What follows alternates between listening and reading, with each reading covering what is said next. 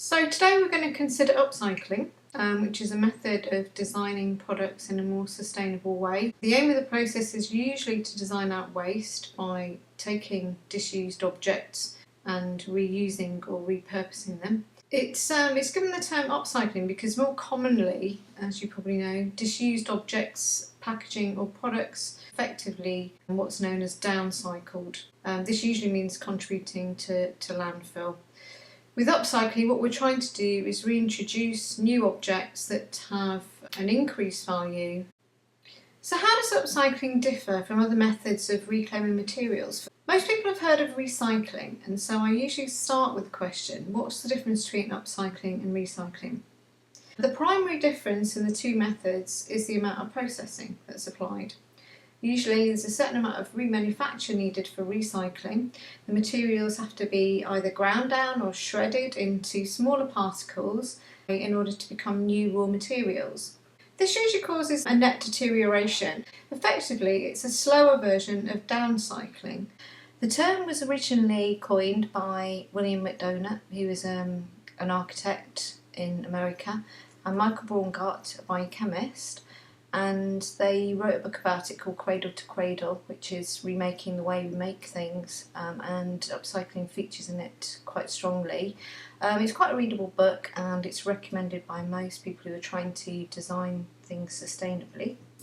So if we put that in perspective with other design methods, you can see that upcycling figures as number 2. So obviously the ideal thing would be to try and repair any products and not to renew them at all. Number 2 is our upcycling.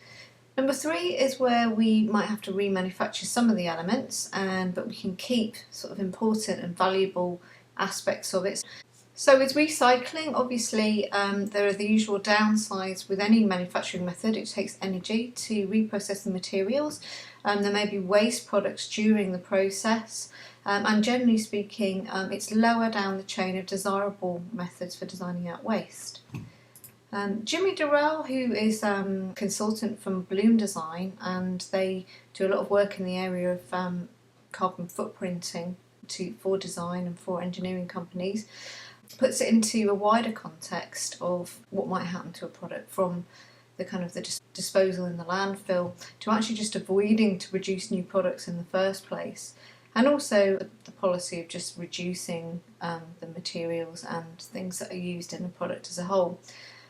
For us, upcycling would fit into this general category. It's another way of looking at reuse.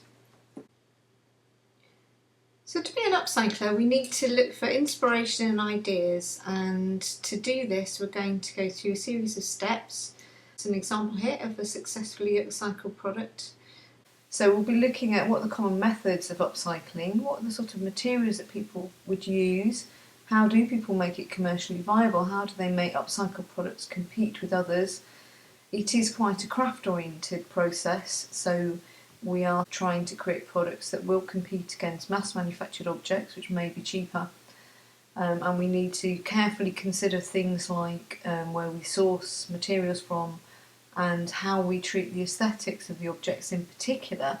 So in part 2 of the lecture, we will have a closer look at aesthetics through the work of an artist, Andy Goldsworthy.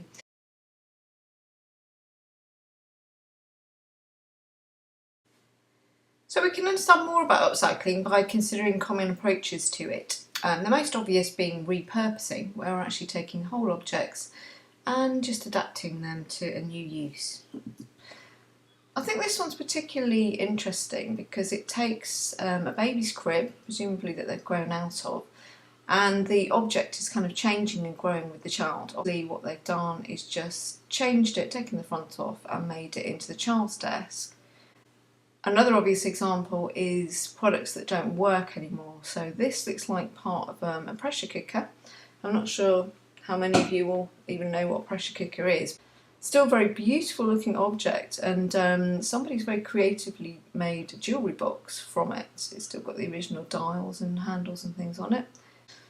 Here we've got just an old suitcase. Maybe the mechanism didn't work anymore and they've just made quite a quirky sort of full table from it. I'm not quite sure what I think about this one because it's reusing a book, making it into a clock obviously.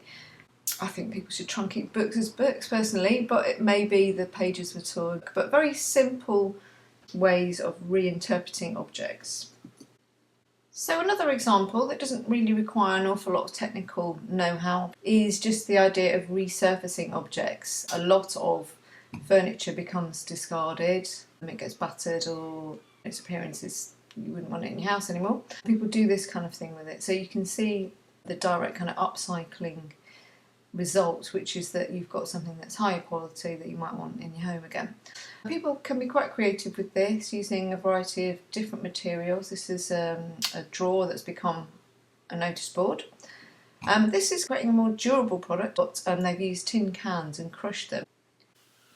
So far we haven't needed that much intervention to upcycle our object, but commonly it will need a little bit more alteration. So a good example is this bracelet that's available on Etsy.com, which presumably they sell fairly profitably. It's made from old silver-plated cutlery, which rarely people want anymore because it requires a lot of effort to maintain. And actually, as a piece of jewellery, it has higher value, so it does typify upcycling.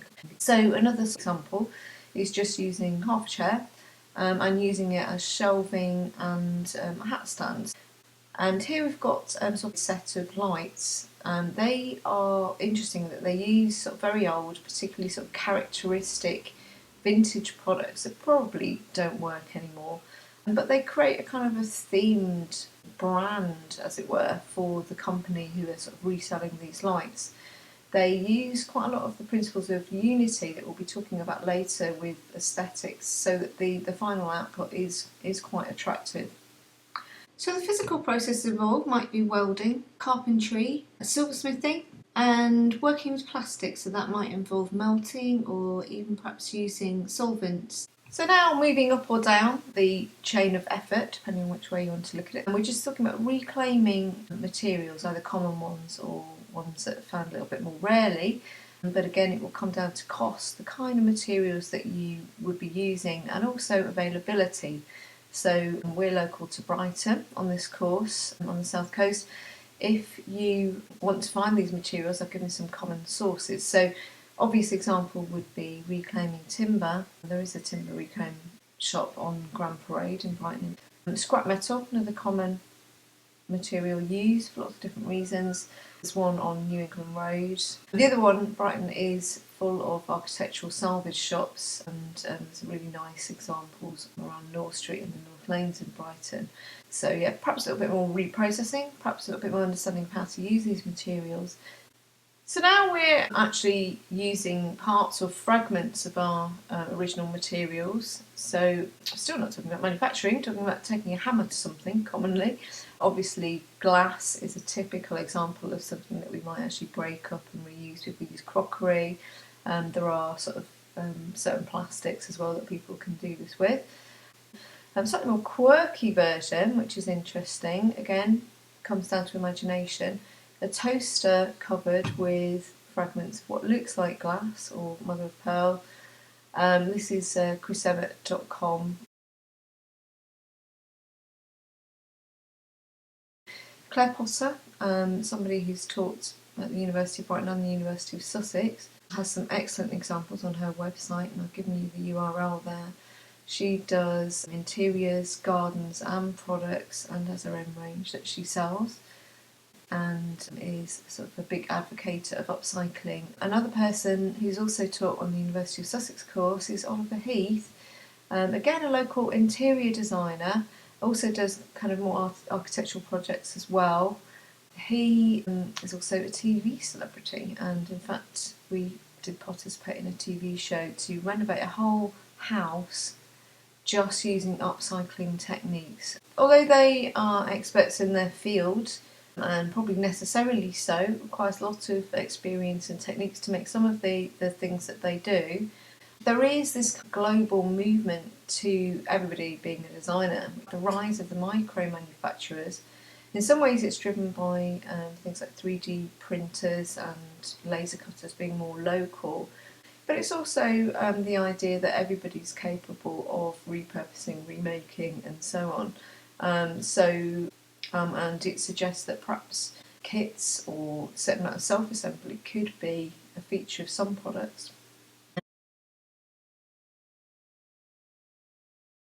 So if sustainable designers agree that upcycling is a good thing, why doesn't it always happen? One of the obvious things is the competition that it has with other products on the market in terms of cost, the way they look, and just meeting users' needs. I think the biggest barrier to upcycling is probably people imagining what to do with discarded old things. So we've got some amazing examples here: bicycle used as a bathroom stand, an old bath cut in half. And this again is a successful company that managed to do this. They have lots of different designs. There's quite a good sort of web page here that gives you a few initial starting suggestions if you're trying to get into upcycling.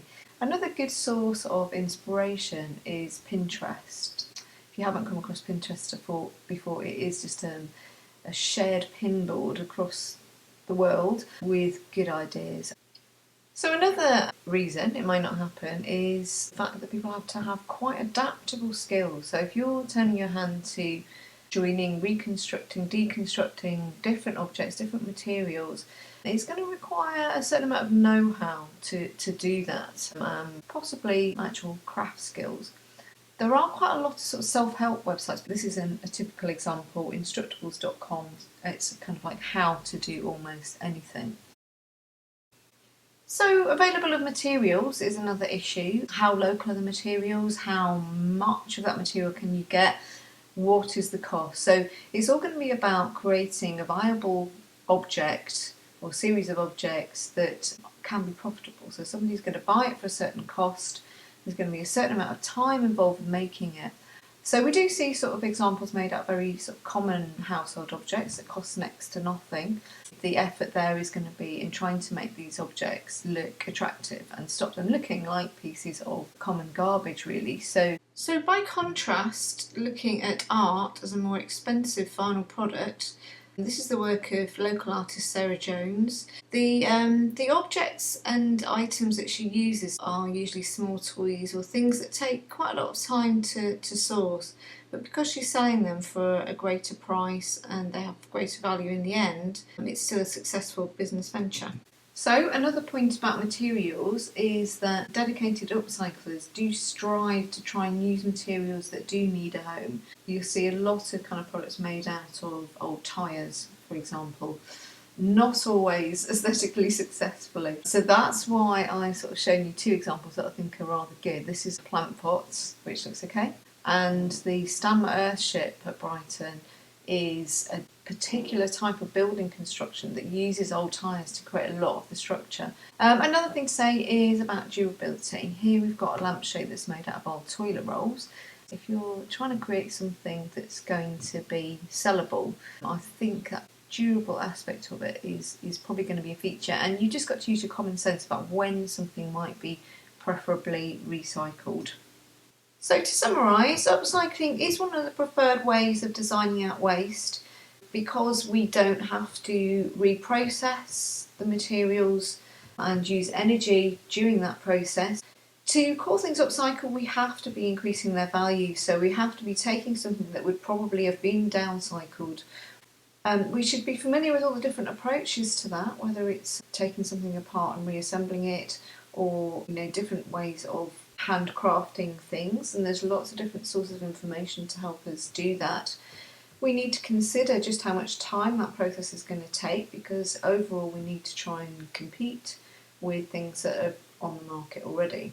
What we have to do is work with local materials and cost those products based on their availability and the market that we're presenting our product to. Similarly, we're going to have to try and use those aesthetic principles, attractive materials and appropriate alternative to what's available in the shops. Overall, I think the message is to be innovative. In the next lecture we talk about upcycling and aesthetic principles and refer to Andy Goldsworthy's work.